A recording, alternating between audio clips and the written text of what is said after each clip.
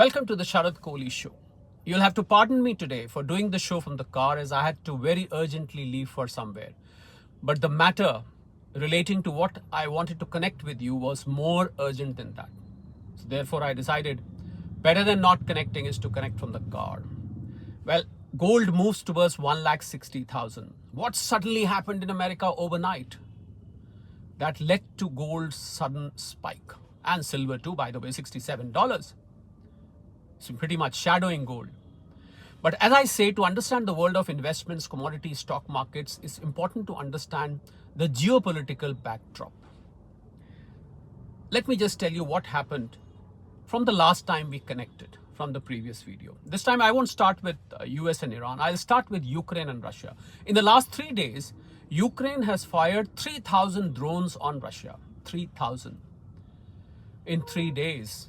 And quite devastating drones. They are jet drones. They are not ordinary drones. They've got more capability to carry. They're more accurate. They're faster. They're bigger. Somewhere in between a jet fighter and a drone. And you know where these drones came from? From the UK. UK has supplied to Ukraine recently 1,20,000 drones. Russia is infuriated. Russia is super angry. Russia has openly threatened UK with dire consequences. Imagine if these consequences were to be coming true. UK is a NATO country. NATO, one country attacked, all country attacked. You know this will become a recipe for World War, which I keep talking about. I'm not a doomsdayer, by the way. Now, US and its bases in Bahrain, Kuwait, Saudi Arabia, UAE, Jordan, they have been hit by Iran in the last 6 months.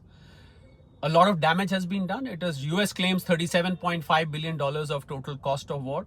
And US has now decided we may not rebuild some of these bases. We'll just do basic repair. And we may also reduce the troop size from these countries. So that's the stance that US is taking. Iran considers this as a victory, that it has pushed US back. Iran has also prepared a very dangerous contingency plan that in case US were to hit again, we would now target the bases of US in Europe. US has bases in Europe, in UK, France, a lot of other places it has bases. Imagine if Iran were to be going and hitting these, what will be the consequences? Will the European nations hit back? Or just leave it, considering that these are US bases, this is not an attack on our land. That is another very dangerous development. Now let's go to South Korea. South Korea and US drills were on, I had mentioned yesterday. They were supposed to be finishing officially on the 27th of August. But as I said, Trump has cut this drill short. It doesn't want to spend too much because South Korea didn't help in the Iran war. So it wants to, give him a peace of mind that we are not going to do this drill anymore. This drill is now going to finish on Friday itself, which is tomorrow. Kim Jong-un must be, who's been calling it this as open threat, is a bit relieved that US is calming down and not participating in these military drills. In the meanwhile, tensions building between Turkey and Israel, because Israel was hitting Syria where the bases of Turkey were there. It's called Turkey or Turkey. Now, Turkey has warned Israel against attacks on these bases. That's another important development.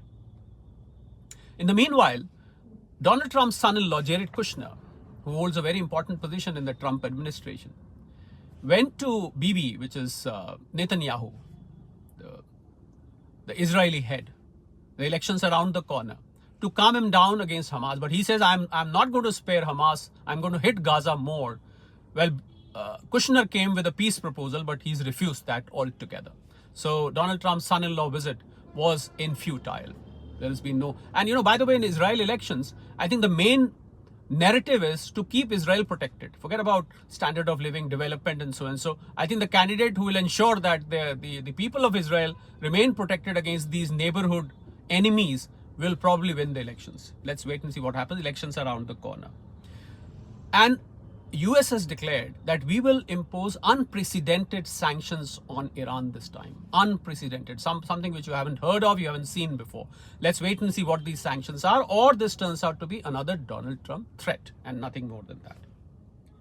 Even the helpers of Iran would be targeted with these sanctions. That's another statement made by President Trump. Now let's come down to gold and silver. What happened on gold and silver? Now this is to be understood. It's slightly technical. The bond yields in America, the 30-year bond yield in America had touched 19-year high of 5.33. What this does, this makes capital in America expensive. Mortgages become expensive. Business loans become expensive. Corporate money becomes expensive. Obviously, Donald Trump, being a businessman, was worried about this. So he ordered buying back of these old bonds. The bonds had become imagine 30-year bond. Bond, by the way, is a debt given to the American government when you subscribe to a bond, like RBI bonds in India. So he started buying back those. In fact, the Treasury started buying back those bonds. Now, because of that, there was a liquidity in the market. There were a lot of dollars, because of which the dollar index went down below 99. The yields are still 4.6 to 4.7. But dollar index cooled down because dollar became weaker. Imagine dollar becoming weaker and gold, silver rising. So that's been the story. Another concern amongst the COMEX traders was that American economy, whose debt has now on Tuesday touched $40 trillion, is becoming fiscally weak, which may weaken the dollar. So both these factors combined. In fact, they ignored the FOMC minutes, which may talk about inflation and Fed rate hike, but weakening of dollar suddenly led to a flutter amongst the traders, and they started creating long positions at COMEX, because of which at one point gold touched $4,540 per troy ounce. In Indian rupees, almost 1,60,000. It's cooled down a bit, some profit booking. It is right now, it's morning. Today, 20th of August, it's about $4,490 per ounce. Indian rupees, 1,57,000, 1,58,000, almost on the verge of 1,60,000.